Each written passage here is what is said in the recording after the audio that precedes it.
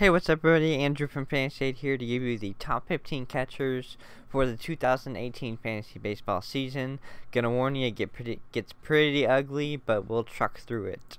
Alright, at number 1 we have Gary Sanchez. Obviously, he played in 122 games last year.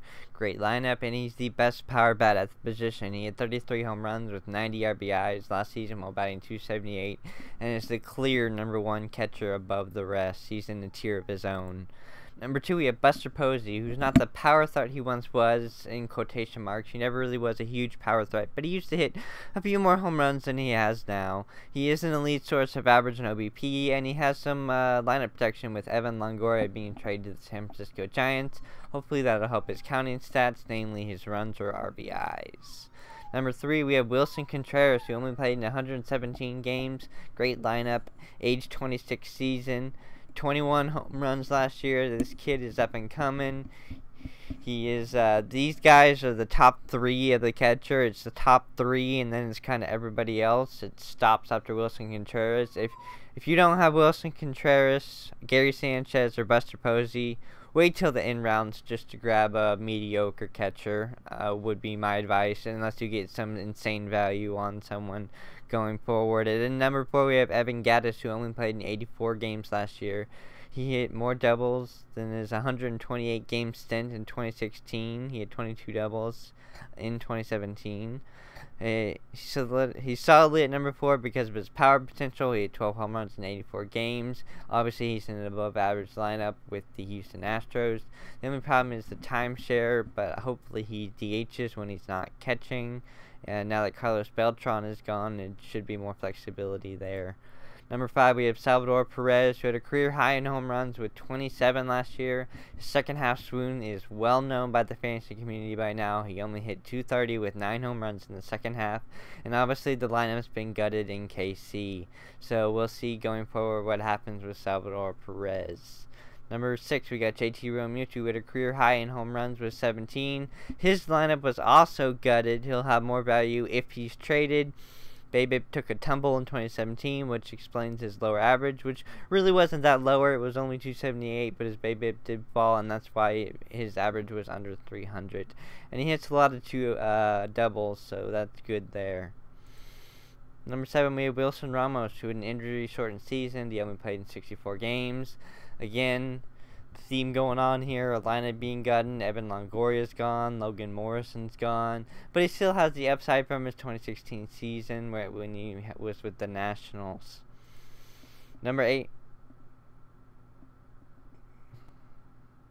Well, at number 8, we had Yadier Molina, whose slide seemed to have gotten deleted. But, yeah, Yadier Molina hit more than 10 home runs for the first time since 2013. Not much else to say about him. You know, the upgrade with Zunino in the lineup. He should maybe get more RBIs. We'll see if the power holds up. And then at number 9, obviously you see in front of your screen, we have Jonathan Lucroy. Where does he sign? And I don't know. I hope he goes back to Colorado. He's not done yet. I don't think this is the end of Lucroy's career. He hit .310 with Colorado in 46 games, and he's going into his age 32 season. But again, I don't think Lucroy is done. Number 10, we have Francisco Mejia, who only played in 11 games last year, but should compete for a starting job for the Cleveland Indians at the catcher position. And he has the upside to be in the top 7. Really excited for this guy coming up. He should be a good source for average. You know, he's not going to hit it for a ton of power, but hopefully he brings a little bit of life into the catcher position. Number 11, we have Mike Zunino, and the question is, did he really figure it out? He had 25 home runs while hitting .251. His BABIP was tremendously inflated just for him to hit .251, though. But he does have upside, and he has power, and could be a good late catcher. Then, of course, we have at number 12, Tyler Flowers. Only played in 99 games, and was he a late bloomer? Age 32 season, hit 12 home runs, .281 average. He has some upside, I guess, enough to make it at number 12. But again, you can see it's kind of getting ugly as we go further down the list. Number 13, we have Brian McCann, always a solid fallback option. Good lineup, played in 97 games last year because of the timeshare issue. Again, Hopefully that's not an issue with Carlos Beltran gone. He did hit 18 home runs in those 97 games. The average isn't going to be great, but he'll give you power. Number 14, we have Austin Barnes, who played in 102 games but only had 262 plate appearances. He seemed to be trusted more in the playoffs than Yasmani Grandal was. If anything, he'll be a good source of average, and that's what you're looking for. Something, he won't kill you if you start him.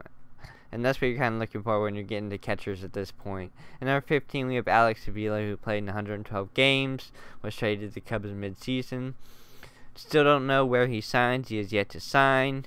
Could be an elite source of OBP. He had a 387 OBP last year.